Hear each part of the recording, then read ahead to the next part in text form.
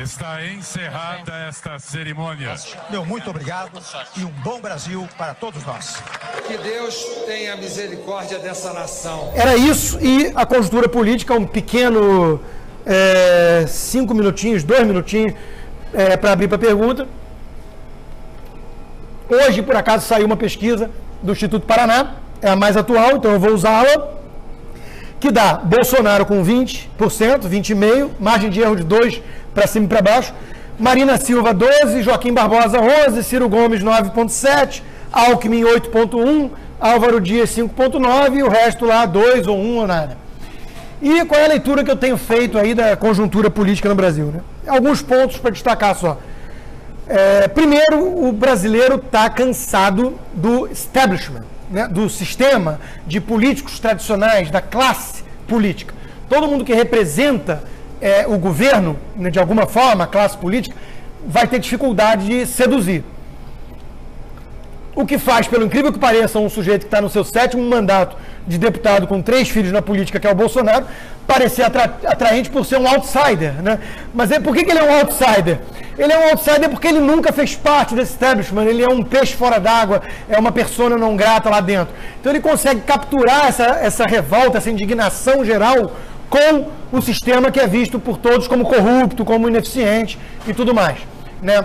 Há um clima meio revolucionário, jacobino no ar no Brasil, né, de que o sistema não presta e tem que ser colocado abaixo, o que obviamente é uma mentalidade perigosa, mas o Bolsonaro é um dos que captura isso. Qual é o outro que captura isso? É o Joaquim Barbosa, sem dúvida alguma. É o sujeito do mensalão, ele tem esse apelo aí das minorias, né? É visto como um cara que combate a corrupção, então ele é um cara perigoso, sim. Competitivo, perigoso porque é contra a minha visão de mundo, né? Mas é um cara competitivo. A Marina aparece de 4 em 4 anos, tem esse nicho dela aí, né? Eu acho que não pode ser perigosa, mas enfim, a grande marca registrada dessa eleição é a fragmentação. São mais de 12 candidatos confirmados e talvez 20 candidatos, né? Então é uma coisa de louco. Então eu acho que essa divisão de votos faz um Bolsonaro da vida que já tem o seu nicho de 15% a 20% garantido, ele vai para o segundo turno. Com quem é que ele vai concorrer é que vamos ver, né?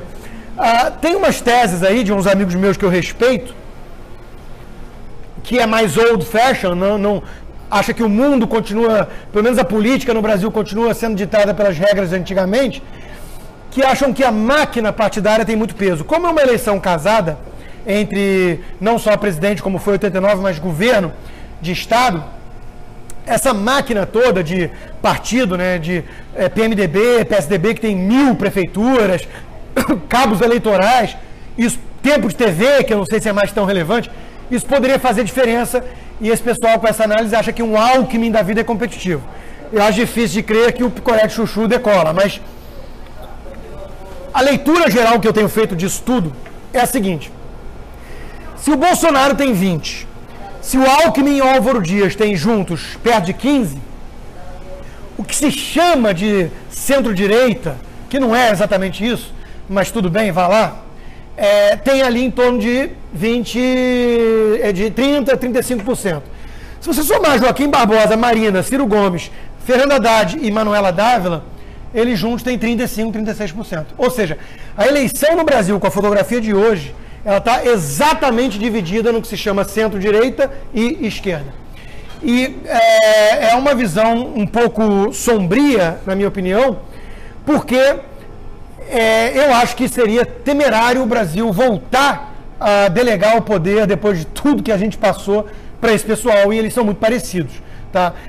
Não pensem que a Marina Silva ou Joaquim Barbosa está muito distante da realidade de um PT pessoal, porque a cabeça, o mindset deles, o histórico todo, é essa mentalidade que o Brasil precisa deixar para trás, né? De o Estado como o grande paizão, paternalista, né? Essa visão da economia controlada pelos ungidos do governo, enfim, essa visão, essa marcha das minorias oprimidas, essa coisa que eu acho que já deu o que tinha que dar. Eu acho que o pêndulo extrapolou para esse lado progressista. Então, eu acho e acredito que é a hora que o cenário está propício a dar uma guinada à direita, que é aquilo, obviamente, que eu defendo.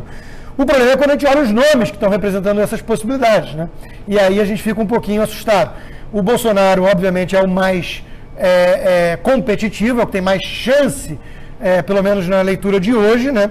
Óbvio que quando começar a campanha para valer, ele vai ser alvo prioritário da máquina de moer que o sistema tem, e é muito poderoso, né? Eu não sei o quanto ele resiste a isso. E se ele vencer, né, por alguma chance aí meio que hoje eu diria talvez que é uns 30%, um terço, vai, eu tenho menos medo do que muitos colegas meus. Por quê? Porque eu conheço alguma coisa dele, já conversei com ele, com família, sei quais são as pessoas que estão em volta dele. Por acaso, o plano econômico todo dele, eu conheço as pessoas que estão fazendo, são pessoas muito sérias. O Paulo Guedes, como eu disse, foi meu chefe, seria o ministro. Agora, óbvio, não é o Paulo Guedes que seria eleito, é o Bolsonaro. O Bolsonaro pode demitir o seu ministro a qualquer momento. Então, que o Bolsonaro tem um quê aí de aventura no ar e tem uma ala que está com ele meio fascistoide, isso é inegável. Tá? E isso me assusta, e assusta qualquer pessoa de bom senso. Só que eu tenho menos medo do que a média e eu acho que o Brasil assim, não pode voltar para Ciro Gomes, esquece, eu me mudo do país, vou para o Weston. Já moro há 3 anos aqui, estou brincando, mas enfim. Marina Silva, pelo amor de Deus, gente, não dá também, entendeu? Joaquim Barbosa é outro temerário, é um destemperado, não tinha nenhum respeito pela liturgia do cargo como presidente do STF. Confessou que votou no Lula e na Dilma. Chamou o impeachment da Dilma de Tabajara, quer dizer, ninguém sabe o que esse cara pensa, é arrogante, é autoritário, então eu acho muito mais arriscado do que um Bolsonaro da vida. Então, assim, infelizmente está afunilando para isso, né? A Alckmin, que é meio que previsível, mas o Brasil não decola, é isso que a gente já conhece, e um sujeito meio malucão, com uma ala meio fascistoide, que é uma aventura, sem dúvida, porque ninguém sabe muito bem o que vai acontecer, mas que, pelo menos no campo econômico, que é a minha seara de entendimento maior, eu sei que vem aí uma coisa, pelo menos um programa amarradinho, apontando para a direção correta de reformas que o Brasil precisa. Então, eu não tenho medo, se der Bolsonaro. Eu sei que vai fazer meus amigos jornalistas, a turma da Globo News, companhia, infartar, como infartaram com a vitória do Trump, e está aí o resultado, né? Eu também não era... Eu, primeiro, achava que o Trump tinha muito mais chance de ganhar do que as pessoas achavam. Todo mundo cantou a vitória, que era Hillary Clinton, e eu, uma semana antes da eleição, fiz uma palestra na XP falando que era meio a meio, então estava mais certo que a média, e falei que se desse Trump também não era para se apavorar, porque ia ser um governo bem razoável para bom. Eu acho que está acontecendo isso, né? Reduzir o imposto corporativo, a economia está bem, estou até falando em subir juros, porque a economia está bombando. Então, é a mesma história que eu vejo no Brasil. É perigoso, sempre é perigoso botar um sujeito meio malucão no poder, né? Ainda mais no hiperpresidencialismo do Brasil, né? Que o Congresso, que as instituições estão muito esgarçadas, né? Muito enfraquecidas. Isso é preocupante. Agora, por outro lado, está na hora de dar uma saculejada mesmo, chacoalhar aquele troço, porque quando a gente olha o próprio STF, que seria supostamente o guardião da Constituição, querendo ser o grande protetor dos corruptos e rasgar a própria Constituição para defendê-los, é sinal que o clima no Brasil está propício a uma revolução. Eu vejo meus leitores clamando por intervenção militar, é um negócio assustador. Então, eu acho que a vitória de um Bolsonaro talvez seja um mal necessário para o Brasil, para esse período de transição, para essa época de reação a tudo isso que a esquerda fez e vem fazendo com o Brasil, e está aí o resultado.